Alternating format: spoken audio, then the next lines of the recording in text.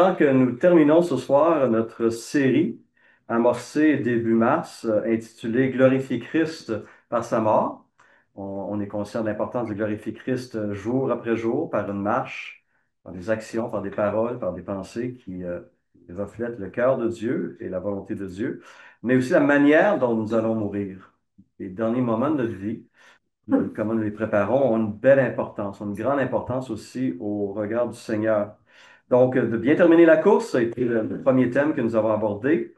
Donc, on a vu l'importance de le faire aussi en mettant sa maison en ordre. Donc, tout ce qui concerne la planification successorale, penser à sa famille, penser à son Église, penser aux besoins dans le monde et la manière dont on va disposer des biens que le Seigneur nous a prêtés notre vie durant.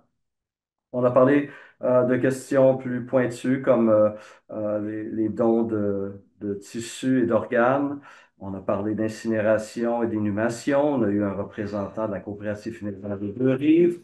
On a parlé de planification de son service funèbre, comment on veut que le nom du Seigneur soit honoré, puis qu'est-ce qu'on aimerait que le prédicateur ou des membres de notre famille communiquent durant ces moments avec notre famille et nos bien-aimés. Et nous avons commencé la semaine dernière une réflexion sur l'aide médicale à mourir, qui est devenu un enjeu social majeur depuis que c'est loi, que c'est devenu permis en 2016. Et on a vu comment les mœurs sont beaucoup, cette nouvelle loi a changé les mœurs en fait, des Canadiens et des Québécois qui ont embarqué massivement, on pourrait dire, dans ce bateau-là. On a fait le tour un petit peu du portrait de la situation légale où on en est rendu. Le Canada et le Québec est le pays, la province où, en pourcentage de la population, c'est ici que ça se fait le plus que partout ailleurs dans le monde. Je regarde à nouveau ceux qui sont à l'aise avec l'anglais dans la dernière lettre de nouvelles de nos amis, je l'ai ici, de nos amis de l'Alliance évangélique du Canada. Euh, Entre 2021 et 2023, on a été de 10 092 cas à 15 343. Donc, en 2 ans, on a augmenté de 50 au pays le nombre de décès attribués par aide médicale à mourir. Donc, on voit que c'est en explosion, c'est une croissance qui se poursuit, n'est-ce pas? Et donc, c'est une réflexion qu'on doit avoir parce que des membres de notre famille, des amis vont y penser. Peut-être nous, à un moment donné, on va être tentés par la facilité que cette façon de mourir nous aura présentée. Un des textes qui cherchait à encadrer un peu notre réflexion était Romains 14, versets 7 et 8, qui dit ceci. Nul de nous ne meurt, ne vit pour lui-même, et nul ne meurt pour lui-même, car si nous vivons pour le Seigneur, et si nous mourons pour le Seigneur. Soit donc que nous vivions, soit que nous mourions, nous sommes au Seigneur. En tant que disciples de Jésus-Christ, cette vérité doit être enracinée, encadrée, brûlée là, dans notre esprit. On vit, on meurt pour le Seigneur. Il est le Seigneur. Ma vie lui appartient. Et on a cherché donc à se donner quelques principes pour nous aider à résister à la tentation, mais peut-être apporter aussi des, euh, des éléments de réponse à ceux qui seraient tentés aussi par l'aide médicale à mourir. La première vérité qu'on a cherché à mettre de l'avant la semaine passée, c'est que la vie n'est pas le fruit d'un hasard impersonnel, cosmique, mais la vie est un don divin. Et donc, en ce sens-là, c'est quelque chose de précieux, c'est un cadeau que notre Créateur nous fait, et ce cadeau doit être préservé. Il y a une dignité inhérente à la vie humaine, et cette dignité doit donc être protégée. On a ensuite souligné une deuxième vérité, que nous ne nous appartenons pas à nous-mêmes, mais à Dieu. En tant que créature de Dieu, nous appartenons au Créateur. Il nous a créés pour un but, et donc la clé pour nous, c'est de découvrir pourquoi on existe, quelle est cette mission que le Seigneur nous confie, et de l'accomplir avec humilité, confiance et obéissance. Et on a vu aussi qu'on appartient en fait doublement au Seigneur en tant que chrétien. On a été rachetés par le sang de Christ et nous lui appartenons corps, âme et esprit. Et nous avons une troisième vérité qu'on a cherché à explorer. Nous devons assumer la responsabilité fraternelle de la vie. On se rappelle un petit peu ce qu'on voulait dire avec ça. Tu es le quatrième frère. Voilà. Suis-je le gardien de mon frère? Oui. J'ai une responsabilité euh, et j'ai une influence sur mon prochain. Je suis un être relationnel, interpersonnel, social. Et autant ma naissance a été célébrée que ma mort va être pleurée, je l'espère, jusqu'à un certain point. Hein? On est des êtres de relation et constamment notre vie est un moyen d'influence sur les autres. Comme ce soir, comme ce soir. On vient devant le Seigneur et on prie les uns pour les autres. On s'adresse à ce Dieu qui est très relationnel et personnel. Et Paul lui-même était conscient, après avoir dit Christ est ma vie et la mort m'est un gain, il ajoute ceci, mais s'il est utile pour mon œuvre que je demande dans la chair, je ne saurais dire ce que je dois préférer. Je suis pressé des deux côtés, j'ai le désir de m'en aller, d'être avec Christ, ce qui de beaucoup est le meilleur, mais à cause de vous, les Philippiens, dit-il, il est plus nécessaire que je demande dans la chair. Donc, ma vie, je n'existe pas que pour moi-même. J'existe pas, j'existe pour Dieu, j'existe aussi pour bénir la communauté dans laquelle le Seigneur m'a placé. Donc, d'assumer cette responsabilité fraternelle de la vie. Et finalement, un quatrième principe qu'on doit garder en tête, évidemment, qui est peut-être le plus évident, c'est que la Bible condamne le meurtre et nous considérons que le suicide assisté ou l'euthanasie active, deux manifestations de l'aide médicale à mourir sont condamnées par la parole de Dieu, sont considérées comme un meurtre. L'aide médicale à mourir ne met pas un terme, n'élimine pas la souffrance, elle élimine le souffrant. Elle n'élimine pas la maladie, elle élimine le malade.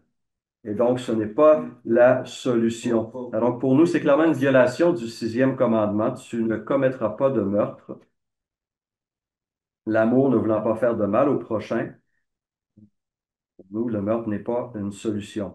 Pareil, on reconnaît que la Bible permet la condamnation à mort ou le fait de tuer dans certaines situations. Hein, concept de guerre juste, dans le concept de légitime défense. Les autorités comme la police portent les armes qui peuvent être nécessaires à certains moments.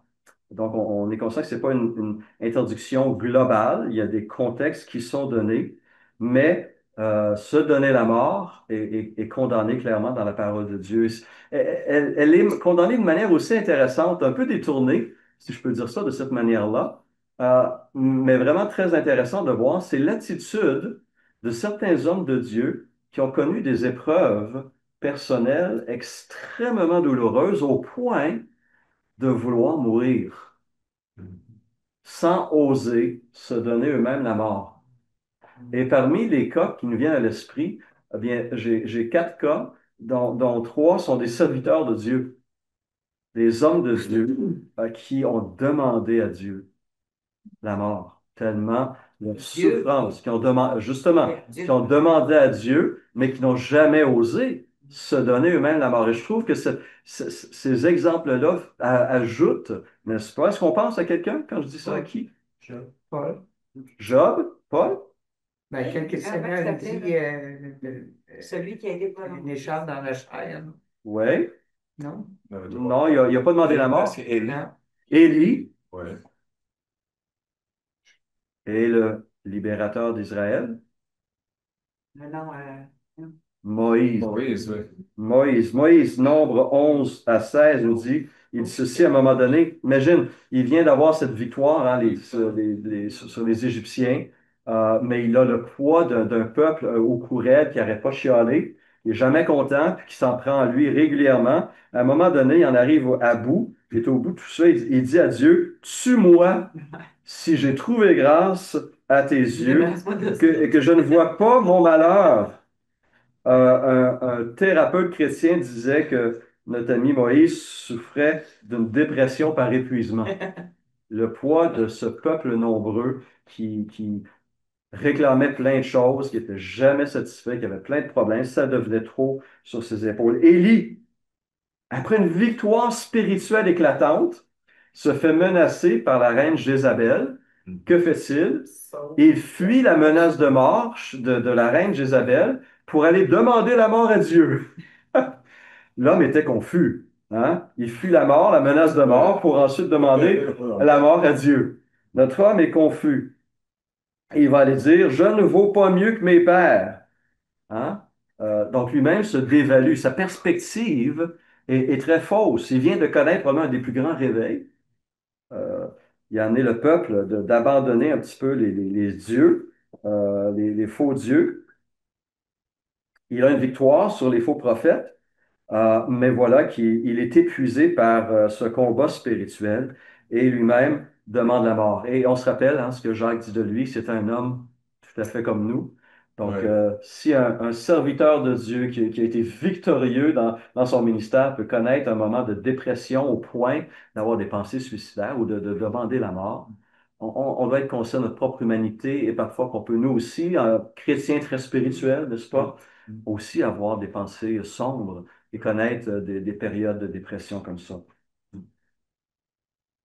Et un autre prophète, c'est pas facile la vie de prophète.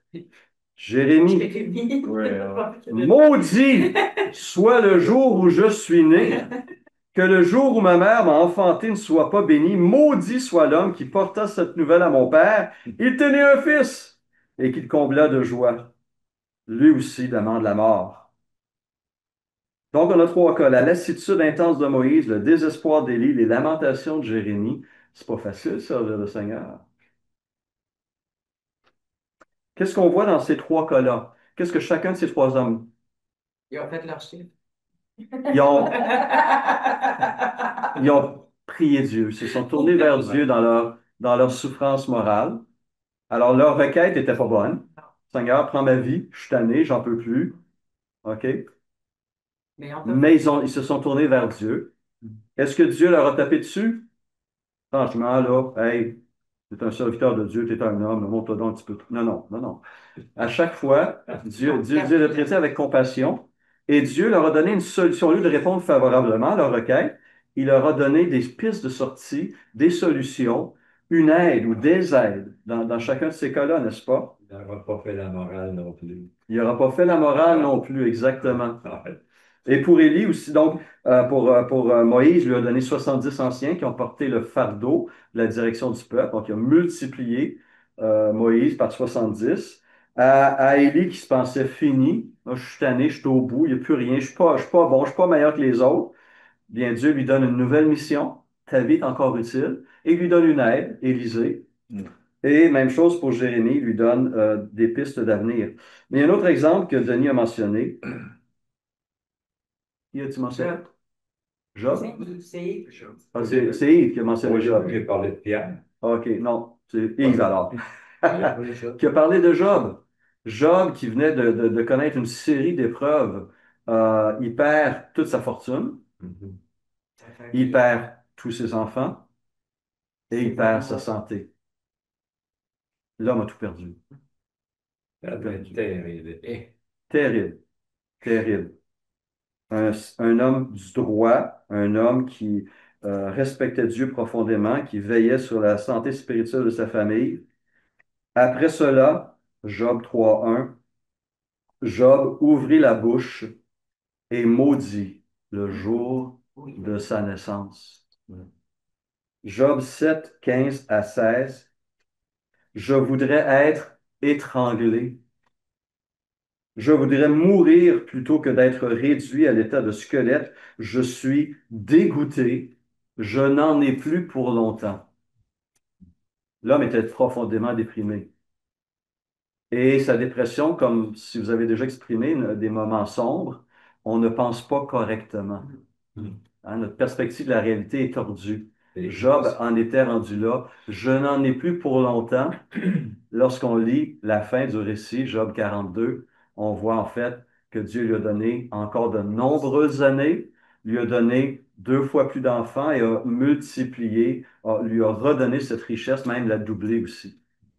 Donc, dans la dépression, dans la maladie, dans le deuil et les pertes, notre perspective sur la vie peut être faussée et c'est là qu'on a besoin de faire attention et qu'on a besoin de bien s'entourer. Tout simplement des exemples pour montrer que des hommes de Dieu aussi, des femmes de Dieu peuvent connaître des grandes épreuves, désirer la mort, mais ces exemples nous rappellent qu'on n'a pas le droit de se le donner, la mort, de se la donner soi-même. Et j'aime, j'aime. je prends l'exemple de la réponse de la femme de Job. La femme de Job n'a pas un bon rôle à jouer là-dedans. Elle dit juste une parole à son mari dans les 42 chapitres. Puis elle se fait reprendre par son mari. Hein, Job 2, 9 et 10. Sa femme lui dit, tu demeures ferme dans ton intégrité. Maudit Dieu et meurs. Mais Job lui répondit, tu parles comme une femme insensée. Quoi, nous recevons de Dieu le bien et nous ne recevrions pas aussi le mal? En tout cela, Job ne pêcha point par ses lèvres. Alors, évidemment, c'est facile de taper sur la tête de la femme de Job, mais écoutez, Job, la femme aussi, elle aussi a perdu ses enfants. Elle aussi a perdu tous ses biens. Elle aussi souffre profondément. Elle voit son mari qui souffre, c'est dur aussi tout ça. Et elle, plutôt que de chercher l'AMM, l'aide médicale à mourir, elle propose l'ADM, l'aide divine à mourir. Maudit Dieu, et puis il va te tuer. C'est fini. C'est pas la solution. Un autre exemple où ce n'est pas la solution. Donc, des exemples qui sont là. Comme Stéphane, je trouve ça donc ça souligne quand même. Parfois, on pense que c'est seulement l'homme qui souffre. Parfois, il y a des choses qui arrivent à l'homme et tout, mais où il prend des décisions, mais il y a toute une autre réalité en arrière. Oui, oui. La famille est touchée par la souffrance. Lorsqu'une personne souffre, quand un membre souffre, tout le corps souffre avec. Que ce soit dans une famille, que ce soit dans l'Église, dans son milieu de travail, on est tous affectés aussi lorsqu'il se passe des choses. Donc, nous sommes des êtres relationnels, sociaux, interconnectés. Ce que je vis, je ne le vis pas dans une bulle. Et je ne dois pas rester, je ne dois pas m'isoler. Alors, quoi faire devant? Donc, quelques principes qui nous rappellent donc que l'aide médicale à mourir n'est pas une option et ne devrait pas être une option pour notre société parce que ça dévalue la vie humaine et ça va à l'encontre de la volonté de Dieu. Qu'est-ce qu'on peut faire sur cet enjeu social majeur? Bien, je vous propose des pistes de réflexion dans deux contextes, en tant que simple citoyen et en tant que disciple de Jésus-Christ. En tant que citoyen, bien, c'est de faire un peu ce qu'on fait depuis le mercredi passé, se tenir informé de ces enjeux, des courants, et de réaliser que peut-être qu'on ne se sent pas directement concerné, mais la réalité peut nous rattraper rapidement. À travers un ami, un membre de la famille, ou soi-même, hein, si je suis frappé par un ACV ou j'ai un accident, je deviens quadraplégique, je peux aussi connaître une dépression sérieuse et être tenté par ça. Là, j'ai besoin de mes frères et mes sœurs pour m'entourer, pour m'encourager, pour m'aider. Et j'ai besoin aussi de me rappeler ces choses importantes. Nous sommes des citoyens à part entière et notre voix mérite d'être entendue comme toute autre voix dans la société.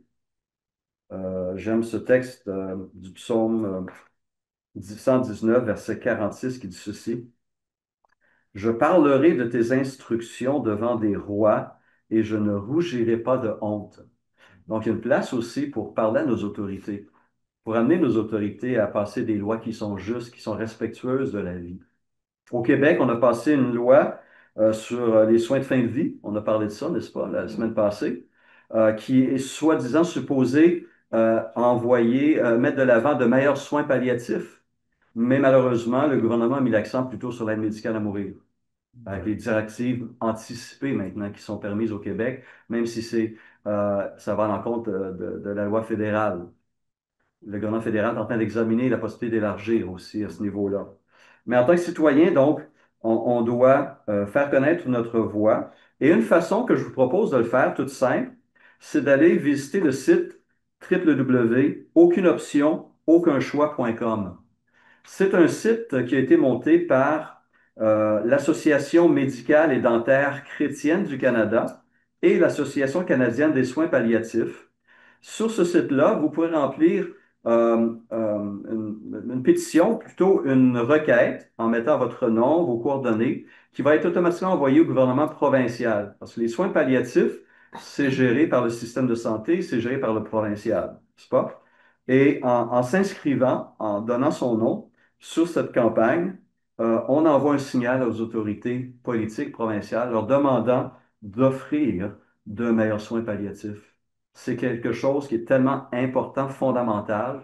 On s'est donné une loi, le gouvernement maintenant doit donner les moyens pour offrir ces meilleurs services-là. ce qui enlèverait, ce qui ferait diminuer sérieusement le nombre de demandes d'aide médicale à mourir. C'est prouvé, ce rapport-là. Moins il y a de services d'accompagnement, plus les gens vont trouver une solution rapide s'ils sont laissés à eux-mêmes, s'il n'y a pas cette aide-là. Tu n'as pas mis signé douce dans la lettre de nouvelles. Non, mais je vais la faire. Merci de le rappeler, je vais la faire.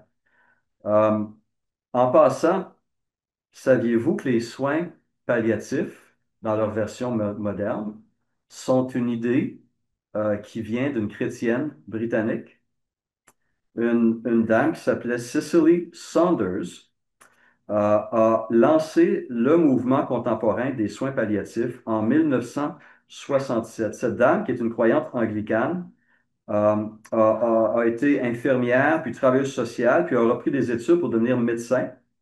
Et elle a vu comment les gens finissaient leur vie dans les hôpitaux britanniques. Elle a dit, il doit y avoir une meilleure façon d'aider les personnes en fin de vie. Et une parole une parole de la parole qui l'a fortement inspiré, qui a été en fait sa devise, c'est les trois mots de Matthieu 26, 38, lorsque Jésus, dans le jardin de Gethsémani, il dit à ses apôtres, mon âme est triste jusqu'à la mort, restez ici et veillez avec moi. Ces trois mots sont devenus la devise de ce mouvement de soins palliatifs lancé par cette chrétienne britannique. Et maintenant, le mouvement de soins palliatifs se trouve un peu partout en Occident et fait un bien énorme. Les soins palliatifs ne sont pas là simplement pour s'occuper des besoins physiques, mais aussi matériels, spirituels, psychologiques, sociaux. C'est très riche. On a par exemple la maison Michel Sarrazin ici à Québec qui fait un travail remarquable. On a des unités de soins palliatifs dans certains hôpitaux. Et ils cherchent des bénévoles aussi, des gens qui peuvent être formés pour accompagner ces personnes-là. Il y a beaucoup à faire. Il y a beaucoup de bonnes choses qui peuvent être faites. Donc, les soins palliatifs, c'est une option en tant que citoyen qu'on peut exiger, demander et peut-être participer à offrir. Il y a aussi au niveau fédéral, je rappelle cette campagne que l'Alliance évangélique du Canada a lancée il y a 2, 3 ans. Mettons fin à l'aide médicale à mourir pour les maladies mentales. Un délai ne suffit pas. Nous sommes toujours dans des délais. Ça devait devenir loi automatiquement en mars 2021. Ça a été reporté d'un an en mars 2022. Ça a été reporté en mars 2023. Et là, ça a été reporté jusqu'à 2027 par le gouvernement fédéral. La COVID a été pas pire pour ça. Oui, mais, pardon, ça a été voté en 2021, ça devait entrer en 2023, ça a été reporté en 2024, excusez-moi.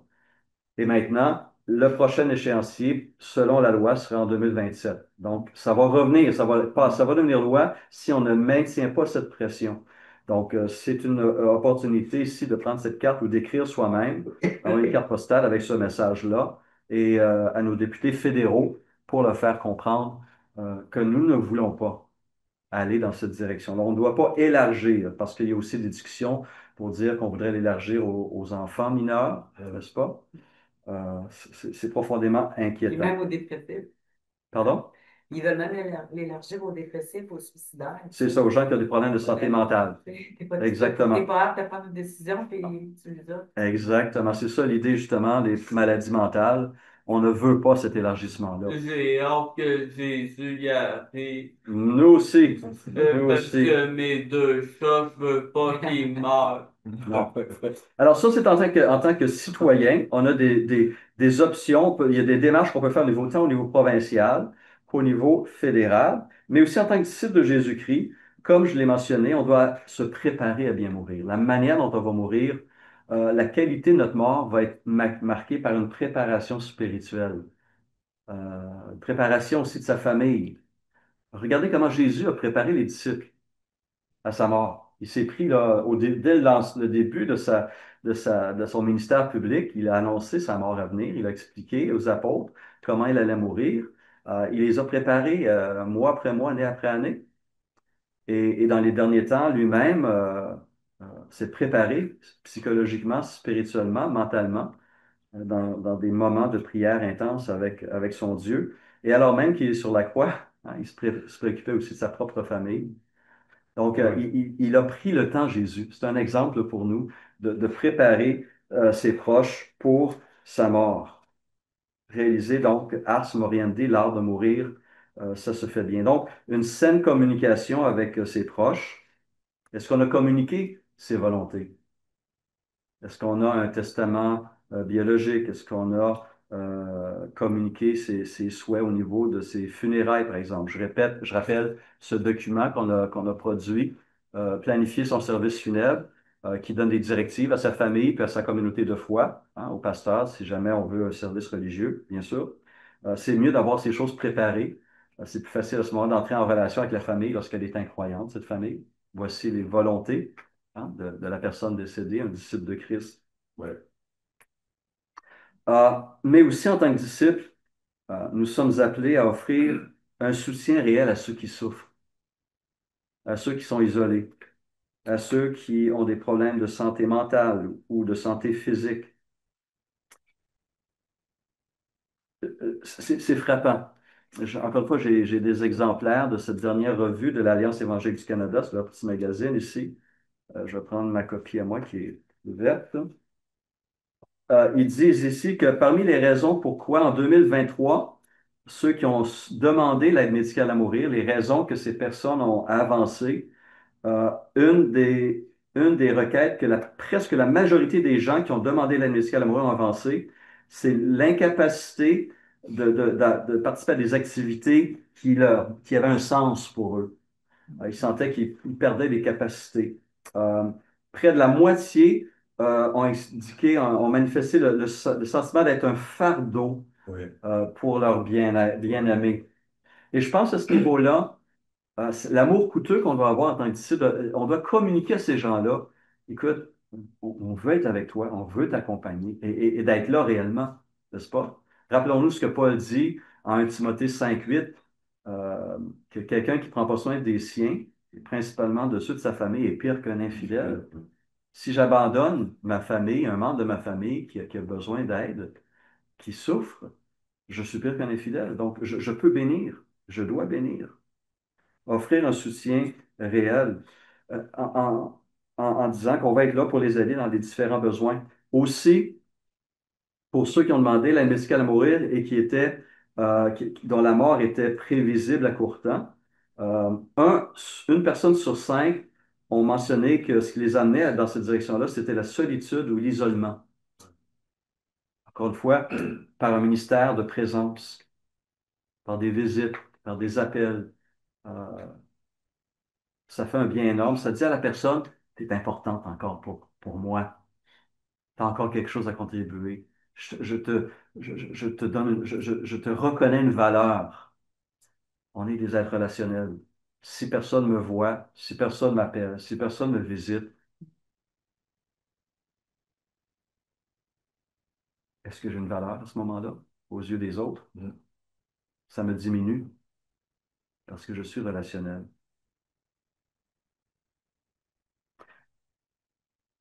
Rassurer les gens à ce niveau-là va faire une grande différence. Et je termine avec une lecture je vous invite en fait à prendre avec moi avant de voir s'il y a des questions et on va voir peut-être un autre sujet rapidement. Luc 10, 30 à 35. Quelqu'un voudrait nous lire ce texte bien connu. Remarquons ce qui nous apprend, les pistes, les parallèles avec l'aide médicale à mourir. Qui va nous lire Luc 10, 30 à 35 bien fort? Je peux. Jésus reprit la parole et dit, un homme descendait de Jérusalem et Jéricho. Il tomba au milieu des brigands qui le dépouillèrent, le chargèrent de coups et s'en allèrent, le laissant à demi-mort. Un sacrificateur qui par hasard descendait par le même chemin, ayant vu cet homme, passa outre. Un Lévite qui arriva aussi dans ce lieu, l'ayant vu, passa outre. Mais un Samaritain qui voyageait, étant venu là, fut ému de compassion lorsqu'il le vit. Il s'approcha et banda ses plaies en y versant de l'huile et du vin. Puis il le mit sur sa propre monture, le conduisit à une hôtellerie et prit soin de lui. Le lendemain, Il tira 2 deniers, les donna à l'autre et dit, aie soin de lui, et ce que tu dépenseras de plus, je te le rendrai à mon retour. Voilà. Qu'est-ce qu'on remarque ici? Hein? Regardons la situation. On a un homme innocent, qui se fait attaquer, se fait dérober, se fait battre, et qui est laissé quoi? Comment? Dans quel état? De mémoire. À demi-mort. Ouais. Hein? Il est à demi-mort. Alors, la chose la plus simple, ce serait de donner De l'autre l'achever. l'autre demi, hein? L'achever. L'achever. Non, c'est pas ça. C'est l'aide à mourir, ça. C'est ça. Exactement. Et donc, on a deux religieux qui passent et qui, pour différentes raisons, ne prêtent pas assistance à un homme à un grand besoin. Mais voilà qu'un Samaritain passe et quelles émotions, quels sentiments lui attribue-t-on? Ému. Ému de compassion. Ouais. Je vous rappelle que cette expression, ce sentiment, est un sentiment qu'on retrouve à plusieurs reprises chez qui? Chez Jésus. Chez Jésus. C'est une des émotions les plus fréquemment mentionnées par rapport à Jésus. Il était souvent ému de compassion devant ces foules qui venaient à lui avec leurs souffrances, leurs besoins, leurs quêtes. Oui. Être ému de compassion, peut-tu comparer ça à avoir pitié? Dans un sens, oui, c'est d'être touché, en Ouais, quelque c'est ça. sorte, par la souffrance d'un autre. Ça ne me laisse pas indifférent. Hein, je ne reste Fait pas que froid. ça nous arrache le cœur. Oui. OK. Et donc, ce Samaritain, ému de compassion, qu'est-ce qu'il fait? Il change ses plans. Il y avait un projet, hein? Il voyageait d'une place à une autre. Il change ses plans. Il arrête tout pour prendre soin d'un parfait étranger, mais qui est dans le besoin. Il ne peut pas nier qu'il y a un besoin qui est là. Et il prend de ses propres ressources, du vin, de l'huile, qui était un peu ce qui servait de traitement médical à l'époque, hein, pour désinfecter, le vin pour désinfecter, l'huile pour adoucir les plaies. Il bande ses plaies. Donc, il prend un temps, il prend de ses ressources et il risque sa propre vie. Parce que où se trouve cet homme à moitié mort, c'est là que cet homme s'est fait attaquer, puis lui, en restant là-bas longtemps, risque peut-être la même chose. Donc, il prend des risques énormes. Et il prend alors finalement cet homme à moitié mort, panse ses plaies, le met sur sa monture et l'amène dans un hôtel où il dépense son argent pour payer pour que l'hôtelier prenne soin de lui pour une nuit et promet de couvrir les autres frais. Donc, tout un exemple de compassion, de miséricorde, de soins terre à terre, concret, envers un parfait étranger et qui démontre donc un amour clair. Et quelle est la conclusion de Jésus à cette parabole au verset 37? Faites ça pour vous autres aussi. Faites la même chose. Va et toi, fais de même. À l'homme qui disait, mais c'est qui mon prochain pour se justifier, hein? Soit le prochain d'un autre. Il a choisi l'amour en premier, le monsieur. Les pharisiens ne pouvaient pas faire ça. S'ils avaient touché le gars, ils devenaient un peu. Ouais. Non. Mais leur amour n'a pas passé par-dessus la loi. C'est ça Non. que je devrais dire. Ouais. Et même la loi ne les empêchait pas. Au contraire, la loi, hein, le plus grand des commandements, tu aimeras ton prochain, Bon, hein, oui. ils n'ont pas Ouais. respecté ce commandement-là par devoir religieux. Donc, ici, on a un bel exemple je pense, cette parabole nous donne des pistes de réflexion, nous amène à réfléchir à la façon dont on devrait agir. Et donc, prendre le temps de rassurer nos bien-aimés. Le ministère, nous lançons dimanche, ben, on fait une session d'information entre les deux cultes pour ceux qui sont intéressés.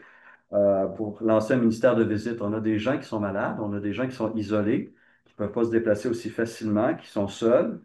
On veut offrir un accompagnement, on veut visiter les malades, on veut mettre en pratique ce ministère-là et donner une meilleure capacité en tant que communauté.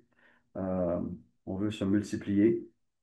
Et donc, c'est un besoin important.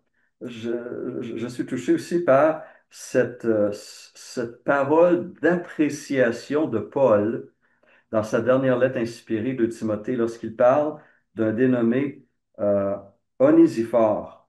Il dit ceci, et je lis à partir du verset 15 de 2 Timothée 1. Tu sais que tous ceux qui sont en Asie m'ont abandonné, entre autres Figel et Hermogène. Pour l'éternité, ces deux noms-là sont connus comme des hommes qui ont abandonné l'apôtre Paul. Wow! Que le Seigneur, par ailleurs, répande sa miséricorde sur la maison d'Onésiphore, car il m'a souvent consolé. Paul avait souvent besoin d'être consolé, même ce serviteur de Dieu. Il y avait des moments de découragement. Et il n'a pas eu honte de mes chaînes. Au contraire, lorsqu'il est venu à Rome, il m'a cherché avec beaucoup d'empressement et il m'a trouvé.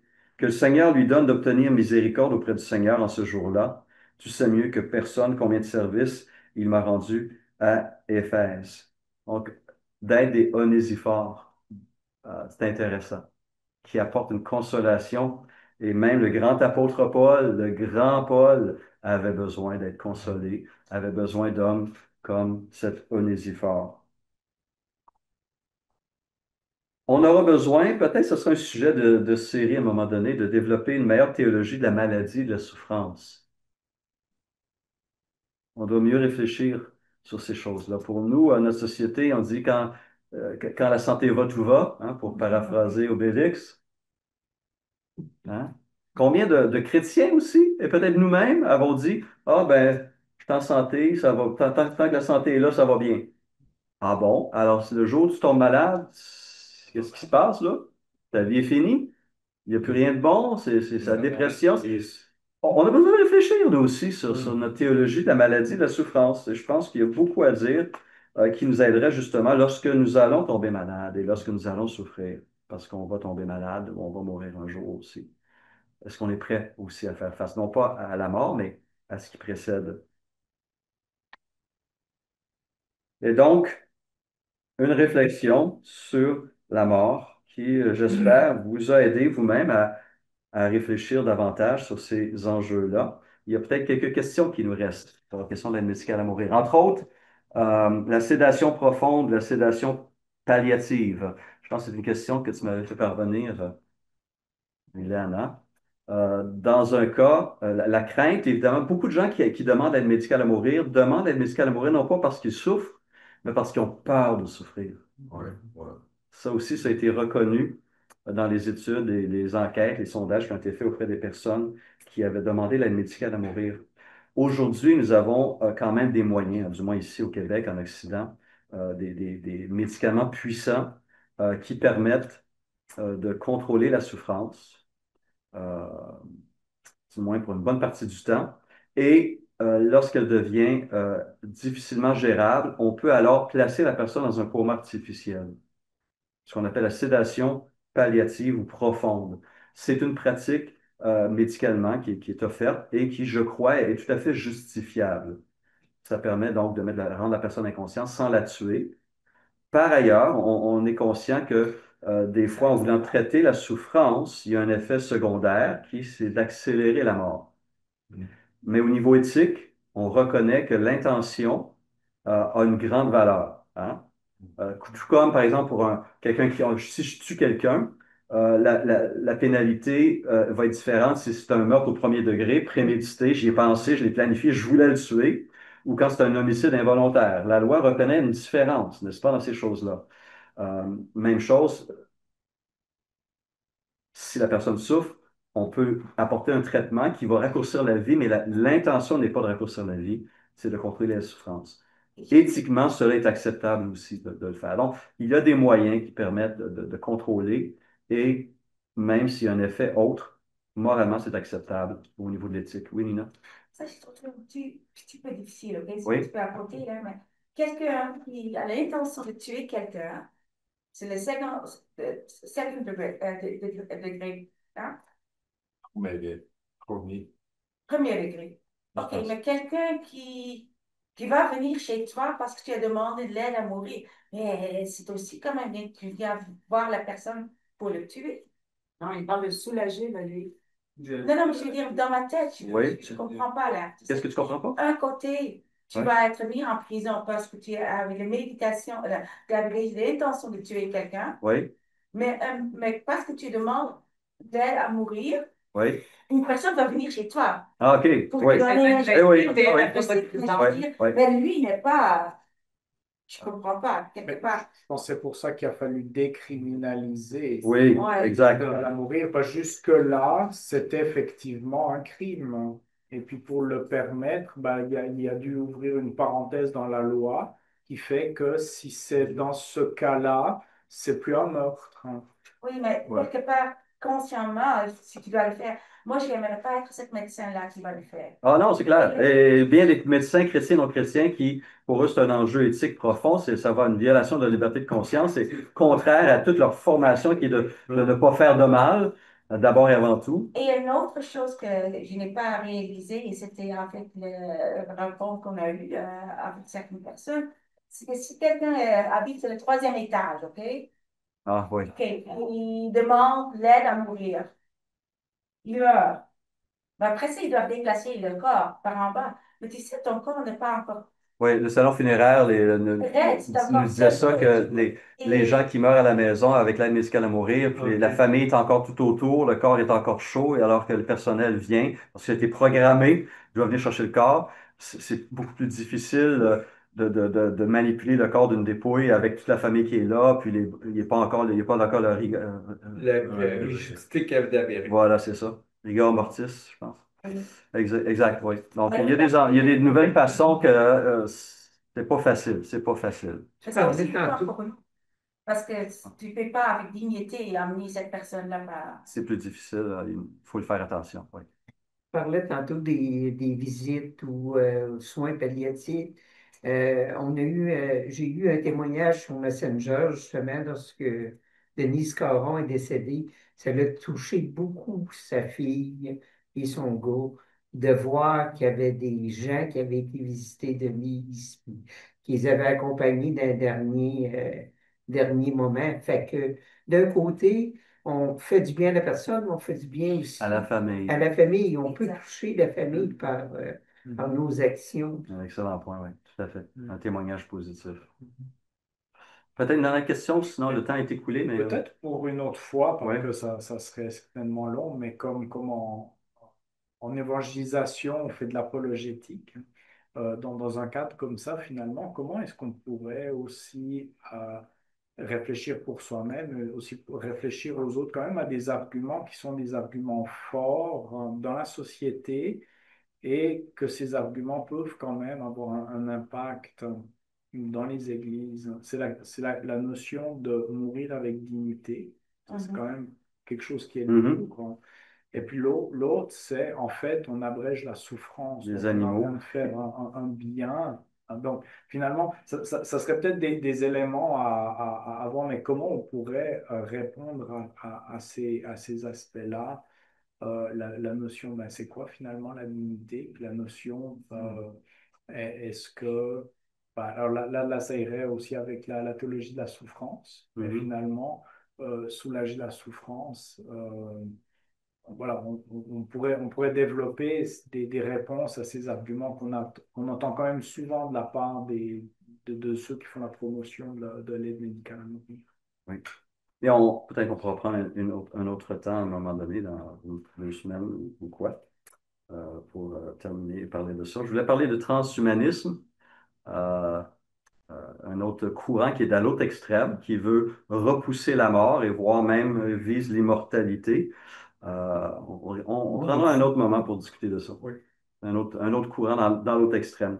Je propose qu'on termine avec un temps de prière pour ce soir. Merci encore pour vos questions, vos commentaires, vos réactions. C'est très apprécié. J'espère que ces quelques semaines sur ce thème vous aura aidé en tant que disciple de Jésus-Christ. Alors, Seigneur Jésus, on est conscient que nous sommes dans une société avec des défis, des enjeux éthiques majeurs et nous-mêmes sommes confrontés à notre propre mortalité et on réalise on peut glorifier ton nom, glorifier ton nom, Seigneur, même dans la façon dont on va préparer ce moment de départ. Donne-nous courage, donne-nous sagesse, donne-nous grâce, s'il te plaît, pour bien nous préparer, honorer ton nom et bénir nos prochains. Donne-nous, Seigneur, aussi la force le moment lorsque les problèmes de santé viendront ou les épreuves physiques ou psychologiques, moments de dépression, lorsqu'on verra un être cher souffrir, on a besoin aussi de nous attacher à toi, de rester rempli d'espérance et de confiance que tu es là même dans ces moments d'épreuve. Garde notre cœur, s'il te plaît, renouvelle-nous. Aide-nous à marcher encore dans l'obéissance, même à travers la vallée de l'ombre de la mort, s'il te plaît. Amen. Amen.